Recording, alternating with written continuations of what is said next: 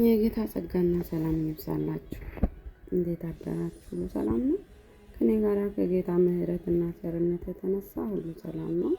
ጌታ ስሙ ለዘላለም ይባረክ። በጌታ እርዳታ ወደ ሮሜ ሰዎች ምዕራፍ 2 ላይ ደርሰናል።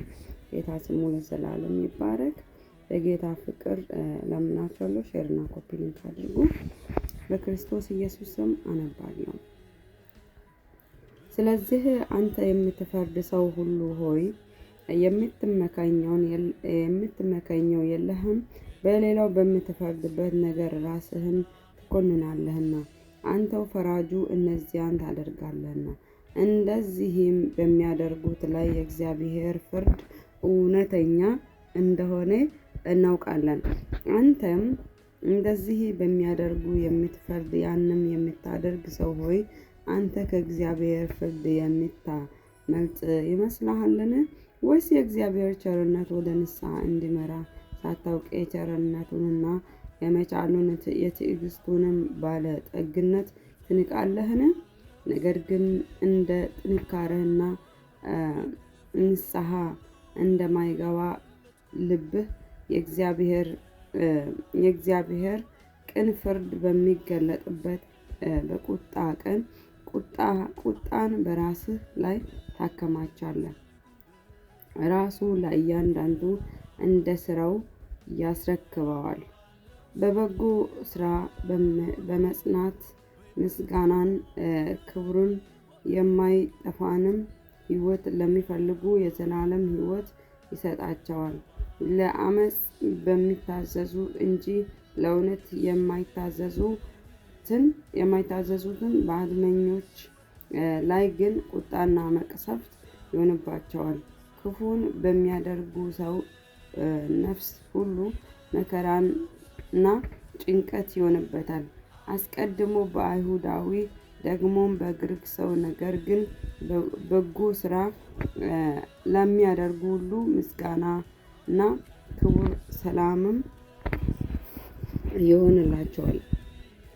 አስቀድሞ ለአይሁድ ደግሞም ለግሪክ ሰው እግዚአብሔር ለሰው ፊት አያደላምና፣ ያለ ሕግ ኃጢአት ያደረጉ ሁሉ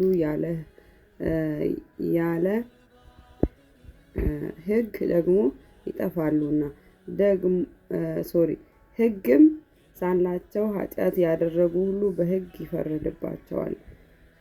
በእግዚአብሔር ፊት ሕግን የሚያደርጉት ይጸድቃሉ እንጂ ሕግን የሚሰሙ ጻድቃን አይደሉምና። ሕግ የሌላቸው አሕዛብ ከባህሪያቸው የሕግን ትእዛዝ ሲያደርጉ እነዚያ ሕግ ባይኖራቸው እንኳን ለራሳቸው ሕግ ናቸውና፣ እነርሱም ሕሊናቸው ሲመሰክርላቸው አሳባቸውም እርስ በርሳቸው ሲካሰስ ወይም ሲያመካኝ በልባቸው የተጻፈውን የሕግ ሥራ ያሳያሉ። ይህም እግዚአብሔር በኢየሱስ ክርስቶስ እኔ በወንጌል እንዳስተማርኩ በሰው ዘንድ የተሰወረውን በሚፈርድበት ቀን ይሆናል። አንተ ግን አይሁዳዊ ብትባል በሕግም ብትደገፍ በእግዚአብሔርም ብትመካ ፈቃዱንም ብታውቅ ከሕግም ተምረህ የሚሻለውን ፈትነህ ብትወድ በሕግም የእውቀትን የእውነት መልክ ስላለህ ለዕውሮች መሪ፣ በጨለማም ላሉ ብርሃን፣ የሰነፎችም አስተማሪ፣ የሕፃናትም መምህር እንደሆንኩ በራስህ ብትታመን፣ እንግዲህ አንተ ሌላውን የምታስተምር ራስን አታስተምርምን? አትስረቅ ብለህ የምትሰብክ ትሰርቃለህን? አታመንዝር የምትል ታመነዝራለህን?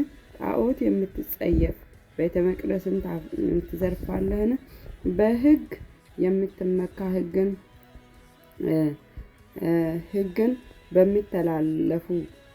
በመተላለፍ እግዚአብሔርን ታሳፍራለህን?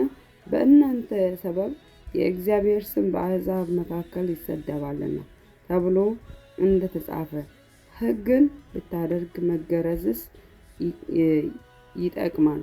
ሕግን ተላላፊ ብትሆን ግን መገረዝ አለመገረዝ ሆኗል።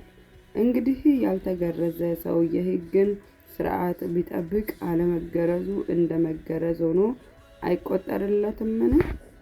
ከፍጥረቱ ያልተገረዘ ሕግን የሚፈጽም ሰው የሕግ መጽሐፍና መገረዝ ሳለ ሕግን በምትተላለፈው በአንተ ይፈርድብሃል። በግልጥ አይሁዳዊ የሆነ አይሁዳዊ አይደለምና በግልጥ በሥጋ የሚደረግ መገረዝም መገረዝ አይደለምና ዳሩ ግን በስውር አይሁዳዊ የሆነው አይሁዳዊ ነው። መገረዝም በመንፈስ የሚደረግ የልብ መገረዝ ነው እንጂ በመጽሐፍ አይደለም። የእርሱ ምስጋና ከእግዚአብሔር ነው እንጂ ከሰው አይደለም ይላል። ጌታ ስሙ ለዘላለም ይባረክ። እንግዲህ በዚህ ስፍራ ላይ የምናየው እግዚአብሔር ለሰዎች የሰጣቸው ሕጎች አሉና ሕግን በመግባት ሕግን በመፈጸም መገረዝን አለመገረዝ ማድረግና አለመገረዝንም መገረዝ ማድረግ እንደሚቻል እንዲሁ ደግሞ ሌላን የምታስተምር አንተ ደግሞ ምን ትሆናለህ? አንተም ደግሞ ያንኑ የማታደርግ ይላል እና ስለዚህ እኛ ለምሳሌ የእግዚአብሔርን ቃል የሚያስተምር ሰው በውስጡ ያለውን መኖር አለበት እና ሁል ጊዜ ማሰብ ያለብን ምንድነው? እግዚአብሔር ቃል ውስጥ ያለውን እኔ የማነበውን እኖራለሁ ወይ ብለን ማሰብ አለብን። በሌላ ላይ ከመፍረድ እኔስ ምን አይነት ሰው ነኝ ብለን ራሳችን ማየት አለብን። እዚህ ስፍራ ላይ በደንብ የተረዳሁት ብኖር ማለት ነው። እንዲሁ ደግሞ ንስሐ እንደማይገባ ልብ የእግዚአብሔር ቅን ፍርድ በሚገለጥበት በቁጣ ቀን ቁጣን በራስህ ላይ ታከማቻለህ ይላል። ስለዚህ ከቁጣ ለመዳን ክርስቶስ ኢየሱስ የሚለውን ሕግ መፈጸም እንዳለብን እንዲሁ ደግሞ አትስረቅ ብለህ የምትሰብክ ትሰርቃለህን? አታመንዝር የምትል ታመነዝራለህን? ጣዖትን የምትጸይፍ ቤተ መቅደስን ትዘርፋለህን? ይላል። ስለዚህ እኛስ ራሳችንን ቆም ብለን ስናይ ምኑ ጋር ነን ያለነው? እስቲ ራሳችንን ቆም ብለን እንየው። ምን ውስጥ ነን? የቱ ጋር ነን? ማወቅ ያለብን ነገሮች አሉ እና እግዚአብሔር ቸር አምላክ ነው። አዎ ቸር አምላክ ነው። ነገር ግን ቸርነቱን እየሰጠን ነፃነቱን ለምኑ ነው እየተጠቀመን ያለነው? ለክፋት፣ ለተንኮል ወላ እውነት እንደ እግዚአብሔር ቃል ለመኖር እየተጋን ነው ያለነው? እዚህ ጋር ራሳችንን ቆም ብለን ማየት አለብን።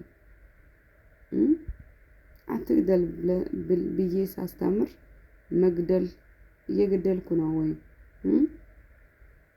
እንዲሁ ደግሞ እግዚአብሔር መሐሪ እንደሆነ እንዲሁ ደግሞ የቁጣ አምላክም እንደሆነ ልንረዳ ይገባል። ስለዚህ መልካም ቀን ይሁንላችሁ። እወዳችኋለሁ።